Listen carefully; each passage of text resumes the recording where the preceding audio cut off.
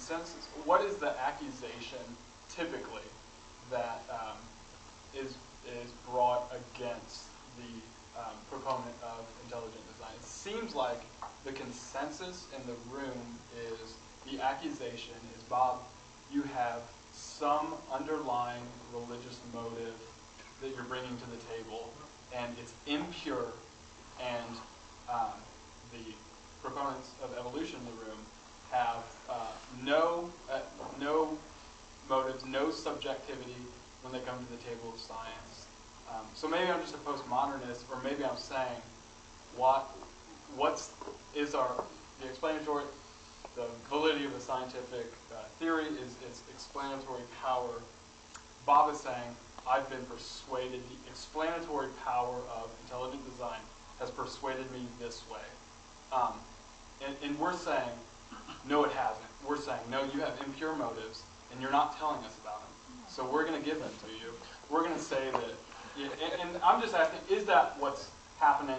I can't speak for the crowd, but there are some people here who've known me for quite some time, and I think they could verify and ascertain that I truly am an atheist. I'm not a closet atheist.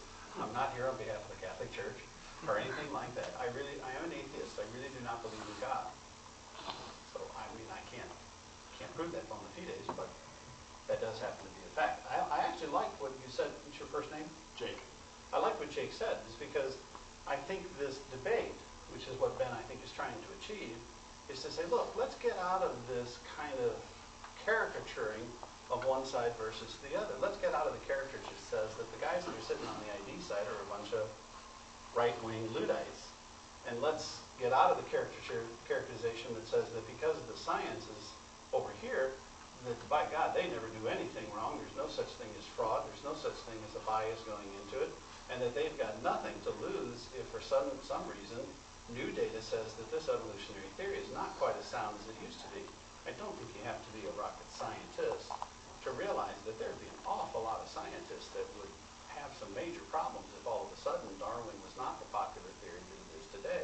So if you want to suspect motives, those suspects could go on either side, but I thought the purpose of the debate was to get away from those kind of suspect things and talk about what the science says. I think you'd agree with that. Absolutely. Ellen? I just have a quick question, because the intelligent design perspective that I've been familiar with up to this point was the idea of intelligent design first. But yours is like, I guess we could say, the intelligent design impulse. Does the only thing that it do is the only thing that it does is create speciation, or is there something else that it does? Again, I'm not a spokesman for intelligent design, but from what I have read and from what I can understand, they're not suggesting particularly, some grand aim of intelligent design. They're simply saying that in the long history of science, very rarely has random chance, blah, blah, blah. Well, I don't care about the people who believe in the designer. I want to know, does your design impulse?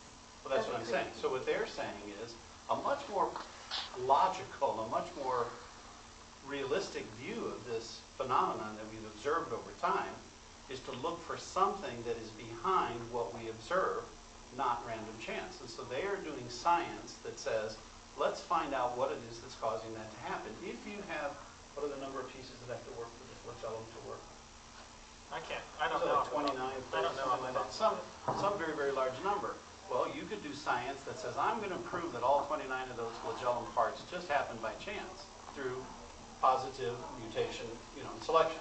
Yes, and that has been done, and Right. that has been demonstrated. Other people would say, well, a much more productive line of science would be to try and find out what it is that caused those 29 parts to work together. Is there something that we have not yet discovered, much as Mendel had not yet discovered, or it had not yet been discovered, that DNA, but DNA did not violate Mendel.